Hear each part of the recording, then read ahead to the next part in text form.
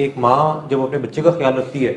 अब बच्चा जब कुछ करने के काबिल नहीं है, वो खुद खाना नहीं खा सकता, छोटा है, तो माँ उसको खाना खिलाती है। यहाँ तक तो बात बिल्कुल ठीक समझ आती है। वो वॉशरूम खुद नहीं जा सकता, माँ लेके जाती है, यहाँ पे भी समझ आती है, पैम्पर्स को लगाती है। तो ये जो तमाम तर चीजें हैं केवल केयर गिविंग में आती हैं कि कोई शख्स कोई काम नहीं कर सकता और आप उसकी जगह पे वो काम कर रहे हैं। केयर टेकिंग क्या है कि जब वो उस लेवल के ऊपर आ गया है कि वो कोई काम परफॉर्म कर सकता है, लेकिन अब माँ वो काम कर रही है,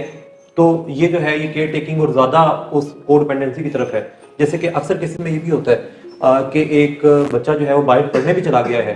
तो माएँ या जो बाप है या बहन भाई जो है उनकी यहाँ पे जिम्मेदारी होती है कि उन्होंने अलार्म सेट करना है उस टाइम के मुताबिक, और बच्चे का वहां पे बच्चे ने उठना है तो यहाँ से कॉल करके कहा जा रहा है कि जी आप उठ जाए।